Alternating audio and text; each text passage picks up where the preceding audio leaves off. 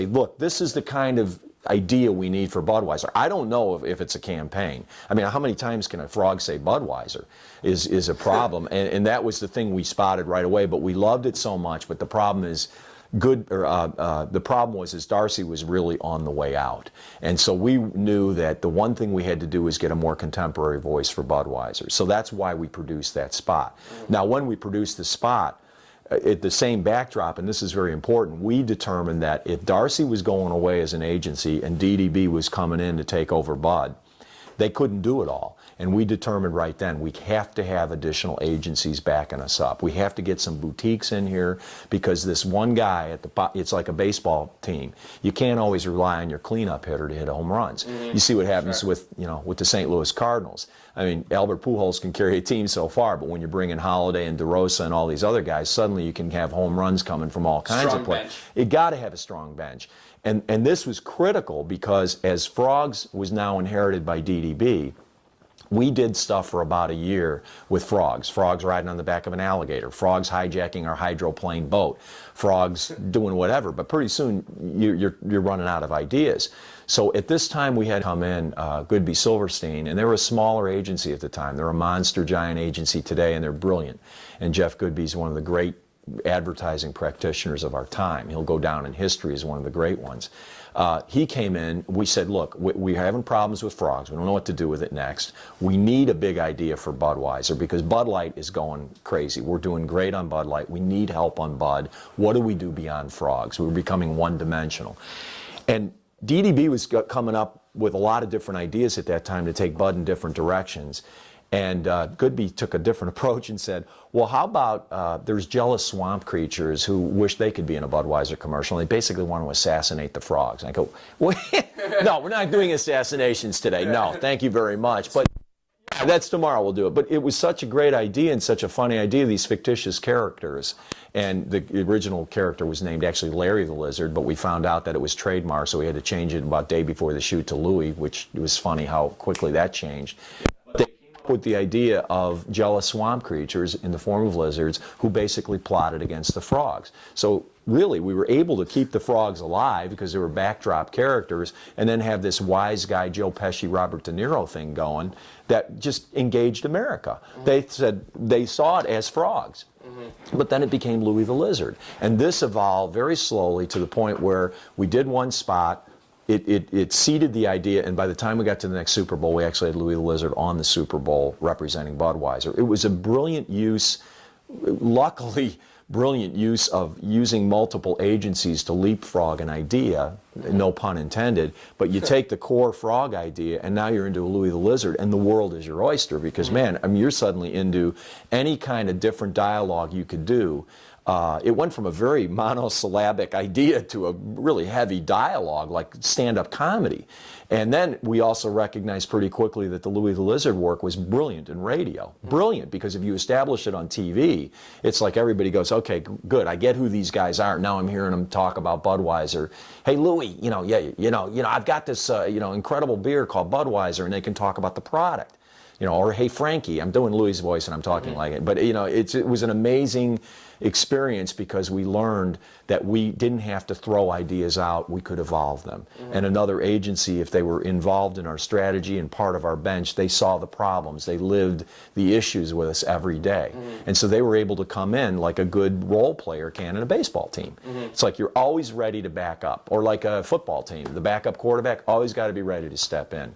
So that was one that I thought was phenomenal because it's a great story. Oh, it's unbelievable though, David, because we were able to take an idea that arguably would have died in most marketing regimes within a year, and we actually were able to run Louis for another 5 years, and it really became the voice and the focus of Budweiser. And obviously that one evolved, and as we get a little more particular into campaigns, how do you know when someone's burning out on a campaign, and do you have finite times? Do you say, okay, we're going to run this campaign for for this amount of time, Right. and then how do you decide, okay, it's time to go a completely different direction, or have a 6-month campaign like you did right there? Well, I mean, that's a great question. At least the way we did it, the one thing that was pretty well known is how much media weight we had for the year. I mean, we kind of knew where our big moments were in the calendar, like Super Bowl's a big moment.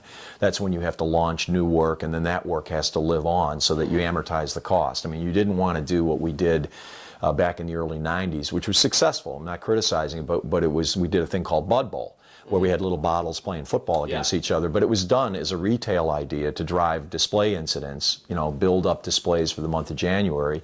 You'd convince the retailer to give you more displays because you were doing advertising specific to bottles of beer, you know, in a football field, and was a perfect display builder in a big supermarket.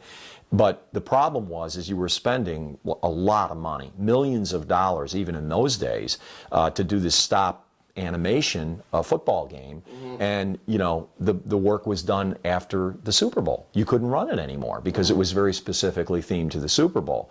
So we realized after about 1993, after doing Bud Bowl for 4 years, it was getting tired. It was a very tired idea.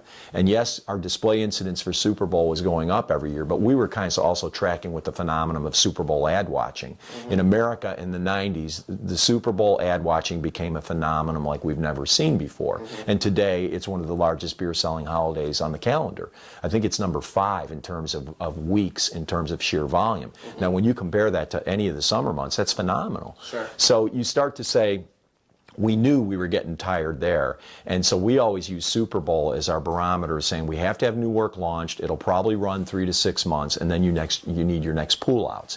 And you have to have pool outs based on not only coming towards the beginning of the summer selling season, but also towards the fall, the kickoff of football, because that's where Anheuser Busch's media weight lied. Sure. You know, we had so much media weight in the fourth quarter because that's where the football fan was, the Major League Baseball playoff fan. That's where hockey started, NBA, and you started to realize we need tonnage in terms of creative, and we need fresh stuff. And then you always had this this horrible sinking pit feeling in your stomach around October when you realized, oh my God, we have to be ready for Super Bowl as well. And so you're always feeding the machine. So you knew the calendar drove you, but the other thing we always had was a metric in our mind that said, if you have media pressure GRPs, media points that would say, okay, this spot is aired and it's got 400 GRPs. I mean, they're media metric measurements that traditional TV uses. At about 300 to 400 GRP is burned out. Common sense would tell you it was too, because that meant the spot had been airing at a massive rate for 3 to 4 months solid. And about then, you had seen the idea so much that you couldn't stand it anymore. Right. And you want people to turn on the brand. Yeah, and they do. I mean, and people do. And you know, you're also tracking your research and your likability measures. And we did something in AB, and I don't know if they still do it, but we did a daily research tracking through phone interviews, and we called it Beer Poll, P-O-L-L, and basically the beer poll was constantly talking to about 1,200 consumers on a rolling basis every month to say, hey, you know, what have you noticed on the air lately? You know, what's your favorite beer brand? What's your beer brand that you've bought in the last week? And you would track, you know, most often beer brand usage, ad awareness, you know, and is any of this stuff declining? And then you get to the qualitative questioning. You know, what do you like on the air? You know, what's a hot campaign right now? And we were very much into the pop culture of advertising too. We were kind of going, okay, what do you like? What don't you like? And that's where, you know, when you were starting to hear things about your catchphrases and shifting gears slightly, but it's relevant and pertinent to Budweiser, is when you heard people talking back and saying, yeah, I love you, man, and you're hearing this in focus groups, you got something hot. Right. I mean, and then you get your wholesaler network. Anheuser Busch at the time had 900 independent wholesalers around the country, and it's been winnowed down now to, I believe, somewhere in the vicinity of 500. But they're the best barometer of what's going on in the marketplace because they live in the local bars and restaurants, and they talk to the consumer even more than our research department does, and they're feeding us constantly, this is the hottest thing we've got going. Give me frog display materials that will drive displays for Budweiser. You know, your message on the air is absolutely, you know, pulling the product through the system. So we really were very tuned into when something was burning out. You have the metric of 300 to 400 GRPs, you got your media calendar, but then you have this incredible feedback network from research as well as wholesalers saying, it's hot, it's burning out. Yeah, You so know. it's an art and a science, it seems. It really is. Yeah. Well said. Yeah. Yeah, That's- and shifting gears a little bit, Yeah. you mentioned Super Bowl, a lot of big things. Media is obviously changing yeah. drastically now. Yes. Television's changing. There's much more online media, which is kind of the wild, wild west right now. Right.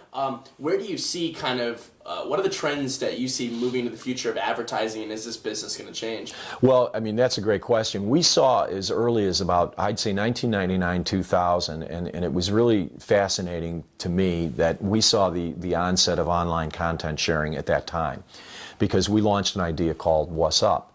And What's Up was an amazing experience for me, because What's Up was introduced on Christmas Day. I may have